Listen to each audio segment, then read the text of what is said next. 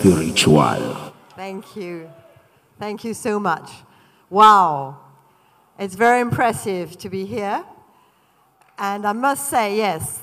Yeah, round of applause for yourselves. Thank you so much.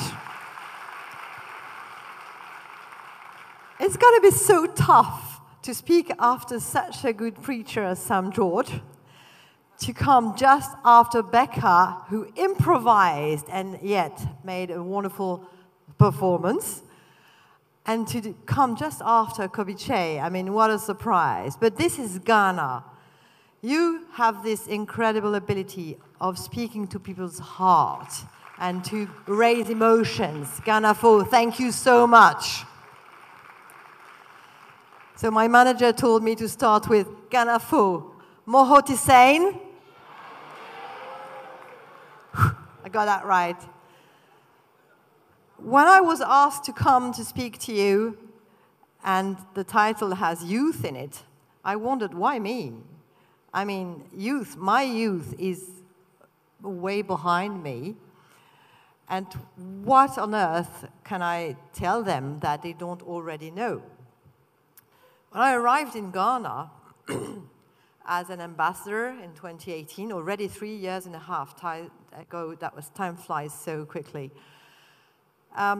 One of the first things I realized was that the most precious resource in Ghana is the people.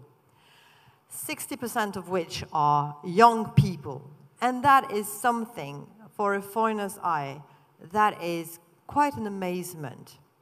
But you could say, yeah, you've got young people, they're going to school, but you're not usual young people. You are full of dynamism, enthusiasm, creativity, generosity. You can dance, you can sing, you can draw, you can design. You've got so much in you, so much talent. Because you are here and surrounded by people who, just like you, have so much talent, you don't seem to realize that you are one of the kind. You are very special. And one of the reasons why I'm trying to support creative arts, creative industry, put Ghana to the world, is that I strongly believe that you have these incredible talents that you should display to the world. But once we have, yeah, yes, please.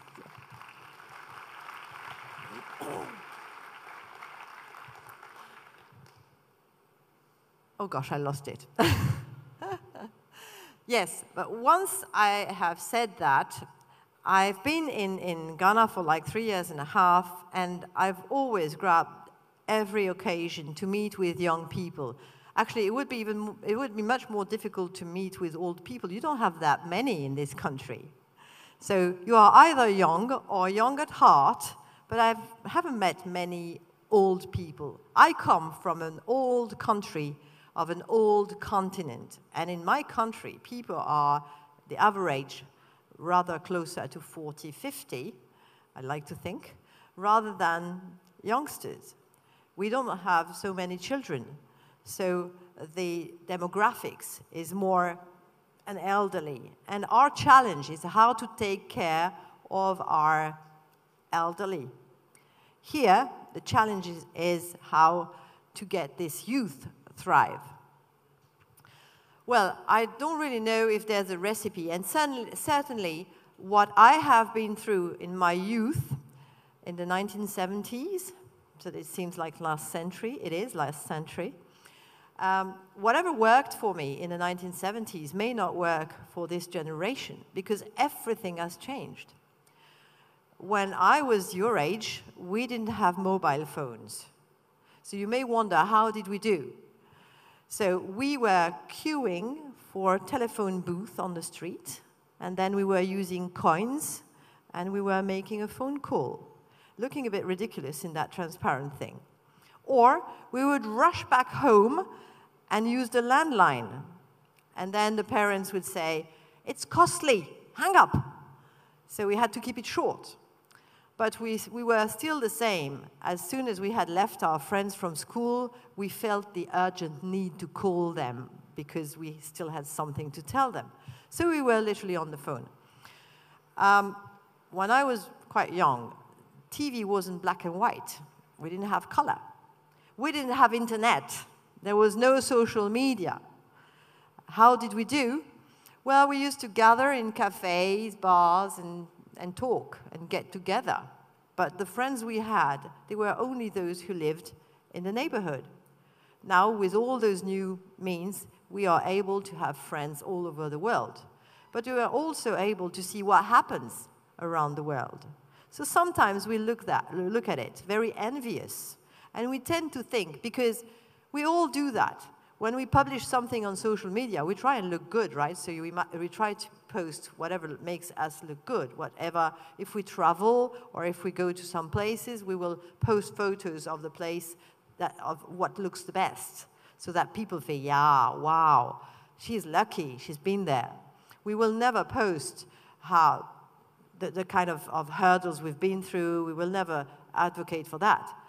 So that's what the foreign countries do as well. So when we advocate for France, we want to attract tourists. When we advocate for Europe, we want to look good. So what we are posting is always nicer than the actual reality. And some young people tend to think that the grass may be greener out there. And quite a few come to me and say, oh, I hope, I wish I would go to France. I could emigrate to France. Listen, the future is here. In France, everything is already set.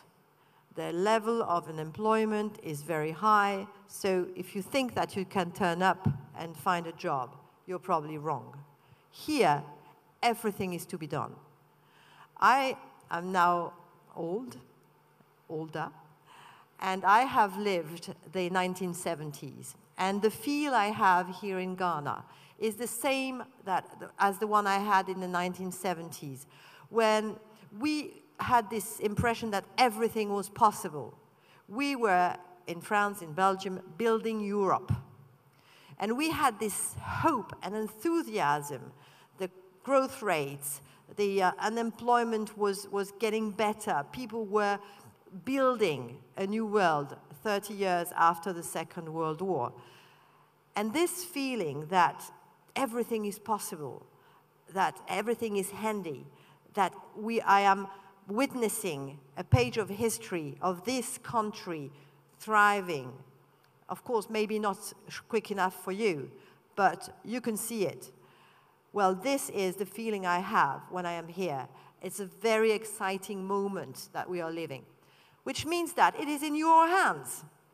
I usually say this is your world, shape it or someone else will. But yes, it is in your hands. You have, if you are here, it's because you are lucky enough to go to school and to have education. And indeed, it is highly important to have an education, to go to university, to go to school. And I went back to school when I was 30-something, 33 or 34, and I enjoyed it so much. Because when you have to go to school, because it's compulsory, you do not appreciate as much as you do when you really struggle to go back to school. So enjoy every moment, because everything that you are learning, that people are coming to teach you, they are bringing this knowledge on a tray.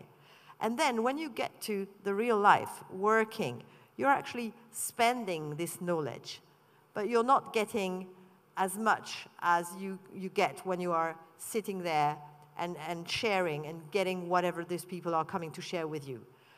Yet, once you have your degree, certificate, you will join the professional life, and you will learn different things. You might be a bit disappointed sometimes because what you learned at school don't completely match what you see on the ground. But it's a different way of learning. But then it's an active way of learning. You will learn if you want to, and you will learn if you do. What I have noticed here, yes, you have an amazing youth, amazing talents, and that is very, very impressive.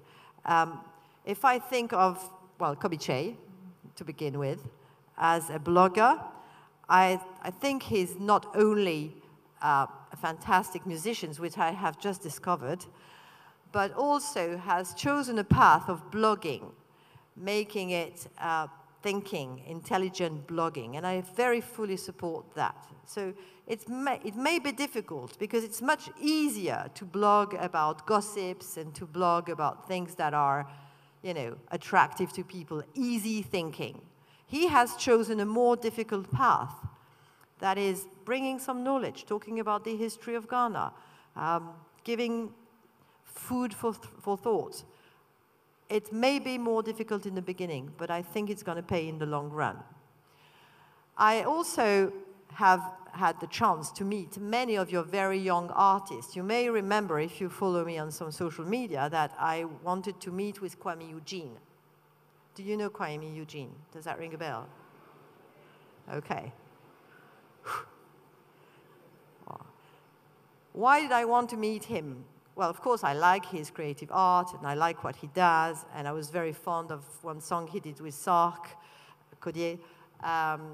But not only. This young man is 25. When I met him, he was 24 going on 25. His birthday was on the next day, which is the age of my youngest daughter.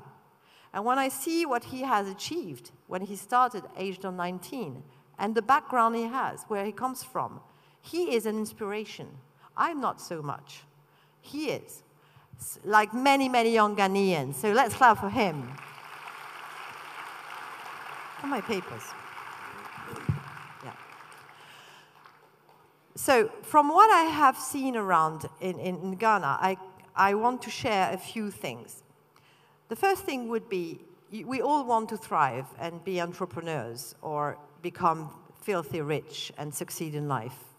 Me too, I'm still struggling, and I'm 53, so you see, it can take a long time. However, I don't think that you can become fantastically famous, rich, or successful overnight. You have to begin small. You have to begin with your surroundings. Whatever you can do, you have to show your family, your friends, and begin small. Why am I saying that? You know that France has programs to support SMEs, and I get a lot of people who come to us and who say, okay, I've got a brilliant idea. I have created this device or engineered this thing, and I want to sell it, and I want to produce it in large scale. So all I need is $1 million to start with. So we usually say, okay, but have you already sold a few? Have you already tried? What is your market going to be? Have you set your price? Have you set your marketing? Do you know your communication? Say, no, but the idea is brilliant, I know. I need $1 million. Give me $1 million, and I will make it happen. This is not going to happen. You have to try. If you think that you have produced the most amazing machine, make a prototype. See if it works. See if you can sell it. See if you have orders. Build another one.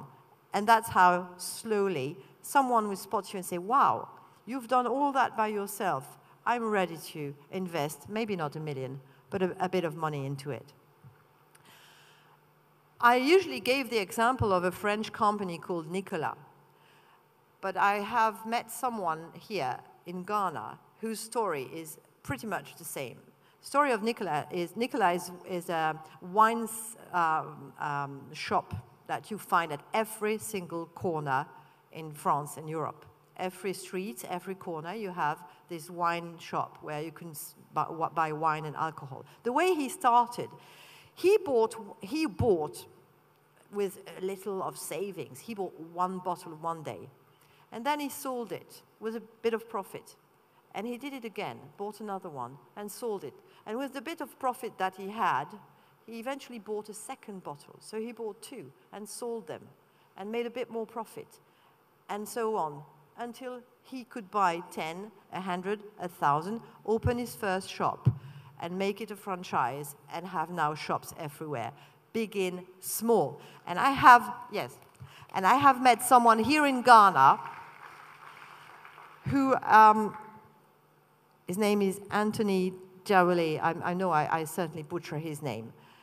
He loved watches and technique. So he started fixing watches, and he got paid to fix watches, broken watches. People would bring watches to him, and he would fix them. And by doing so, he learned about the mechanism. And he could see the mechanism of very expensive watches, but where the weaknesses were and how it worked. And slowly, he thought, but why? Why do I not produce my own? Because he sold some as well.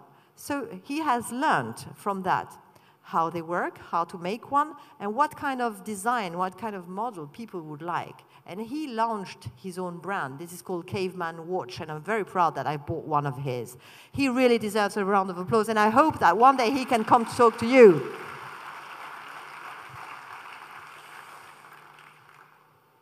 Another thing I've noticed is that sometimes you do things, but you do not know the value of it.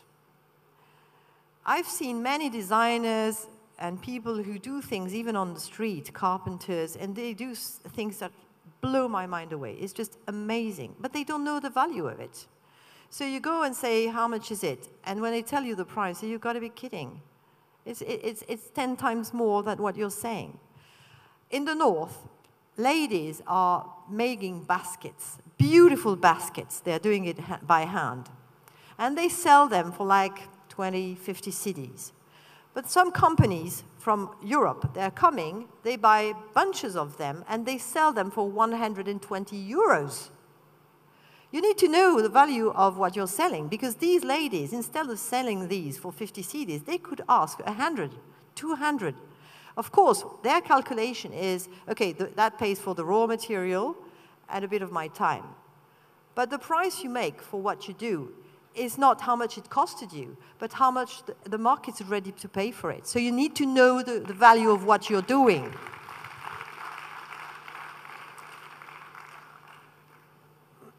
I'll give you another example.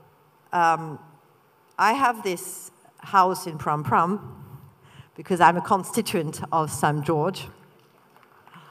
And I have a caretaker, because I cannot be there on a weekly basis. I actually have a job that keeps me in Accra a lot.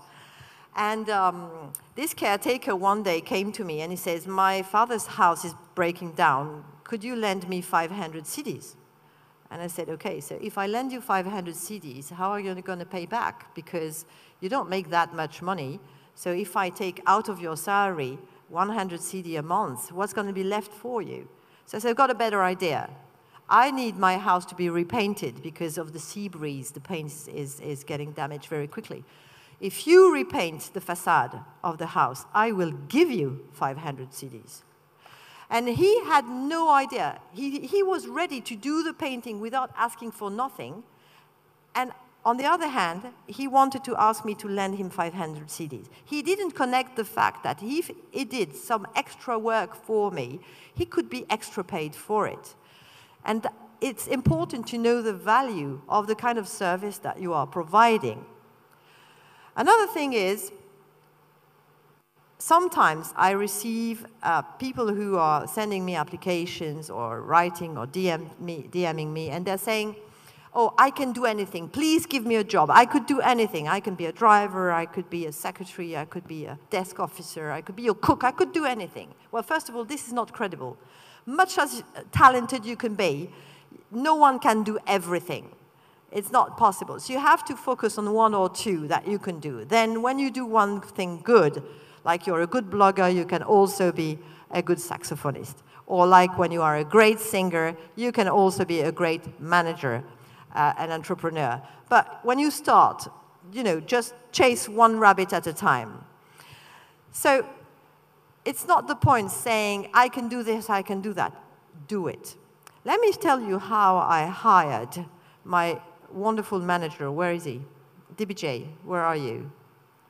Okay, he's hiding. Oh, here he is, DBJ. DBJ is also very, very young. He's 24. Yes, you are. Well, DBJ was literally sitting on me all the time, telling me, you should post this, you should do that, you shouldn't put these pictures, you should have this kind of caption. Eventually, I said, okay, if you know better, why don't you become my manager? And that's how. So just don't beg. Don't go and say, oh, I can do this, please give me a job. No, just show what you can do and people will notice you. That's also the way I hired my former press attaché. I noticed her on social media and I headhunted her. So do things. There's one thing you should never do, is stay at home, not doing anything. In France, we have this say, a dummy walking goes always further than an intellectual remaining seated. So get going. Even if you do little, just get going. The last thing I also wanted to share two things. I want to thank my dear friend Becca for being here. She is an amazing artist, as you've noticed, but there's something that you may not know, is that she's a humanitarian and an entrepreneur. And she has this spa, that I love the service of the spa, but what struck me the most is not the quality of the massage, which indeed is fantastic, but it's the way she treats her staff. The way they are well, comfortably installed. They are not kneeling on the floor to take care of you. They have nice seats. So the attention she has for her staff, that tells a lot about what kind of a manager she is. And that's very important, because when you get started, you think that you are staff and you're not yet a manager. But never forget that you always have to treat well and be respectful for the people who are working for you. Because these people, they can't say anything, you're the boss. So if you want to be harsh, if you want to flex muscles, do it with the ones above, not with the ones underneath. Thank you.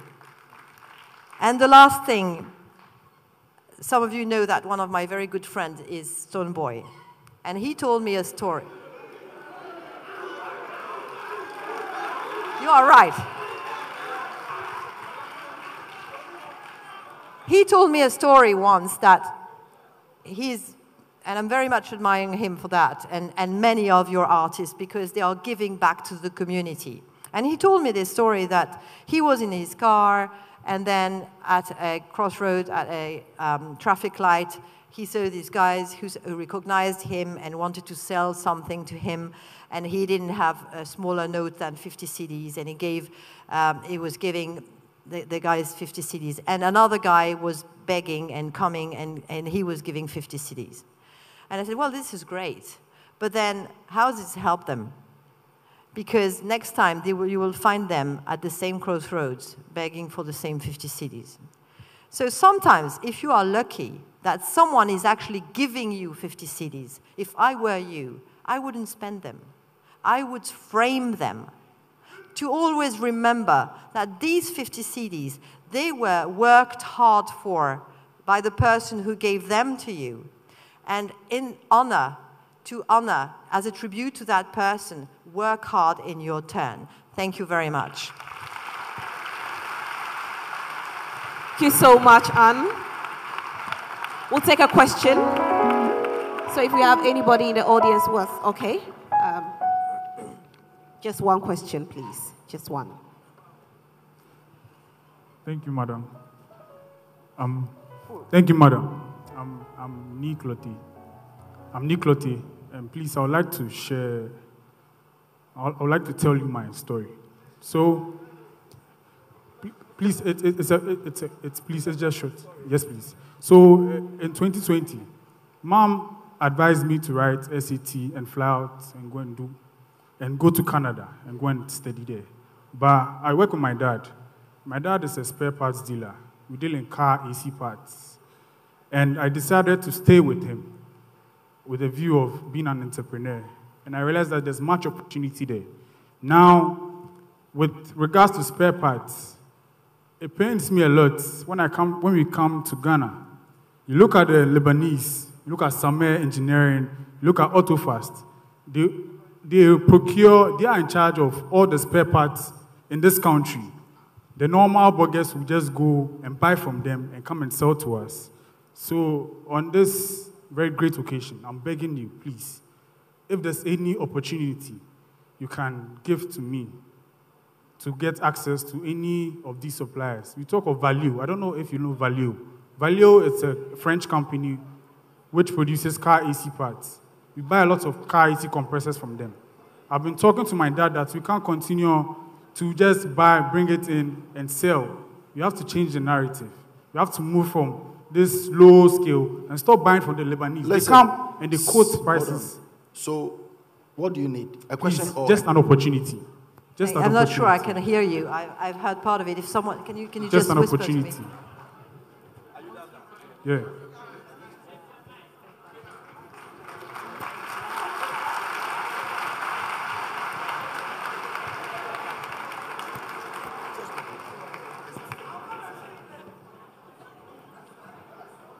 Okay, so maybe. Any other questions or? Okay, get up. Yeah, say. Microphone, please. Yeah, let's take this one. Okay, I'm going to give you the opportunity to meet the. Okay, after the first session. Thank you. That's it. Go ahead. Thank you very much. Your Excellency. I can't hear. Your Excellency, I'm moved by your message. You'll need to speak up a bit, please. Thank you. I'm She saying can't that hear. her message has moved me a lot. And my question is rooted in the national youth.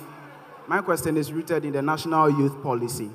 And section 9.3 of the policy says, this policy acknowledges the depth of support and collaboration received in the past from international development partners and development agencies in national development and youth empowerment programs.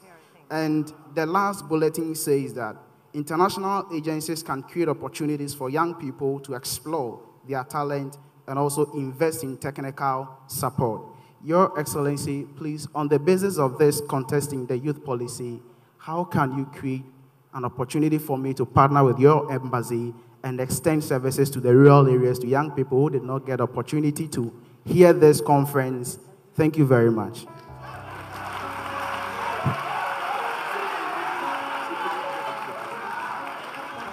Okay. Did you hear what I said before? You have to create your own opportunities for you. You want to work for Valeo, right? You want to work for spare parts. Have you already worked for a mechanics? Have you offered your services to a mechanics to work in a garage? Have you done something for yourself that eventually Valeo will notice? Or when you send your curriculum to Valeo, you have something to explain and to speak for you. Have you? Please, my dad, we are actually dealers in the sale of car AC parts. So it's not that you are now going to work. The idea is not to work for them, but have any dealings with any suppliers there, so that we can have that business relationship. And this is not a startup. This is already a business which has been there, existing over 10 years. Okay. Yes. Okay, Yes, so to connect with French companies, there's something called the Chamber of Commerce. So you can contact the French Ghanaian Chamber of Commerce, and that's their job to put businesses connected between France and Ghana. The other question was about embassy creating opportunities. That's not the role of an embassy to create jobs for. We are supporting companies that create jobs. We are funding projects that create jobs, but we cannot create jobs for just one person. We do hire sometimes local people. We've got quite a lot of them, actually. My accountant, she's Ghanaian. My press attaché was Ghanaian. The new one's different. But you see, so we do have opportunities, but an embassy is like 30 people. What matters is to create opportunities and jobs for 30 million. So we are supporting SMEs, we are funding projects, associations, because it needs to create jobs for much more than just one person. So what we did, for instance, in Murugu was creating, that's a very good example. We didn't create it from scratch. Women were there. They were picking shea nuts, and they were selling shea nuts. So we have just helped them to create a factory so that what they were doing was picking shea nuts, storing shea nuts, transforming into shea butter, and selling it as shea butter. So then, because we had a whole value chain, not only were not only 5 women working, but 50, and their revenue was also multiplied by 5. So begin small and grow, and people will help you if you start helping yourself. Thank you. Thank you so much, Anne. We are super grateful.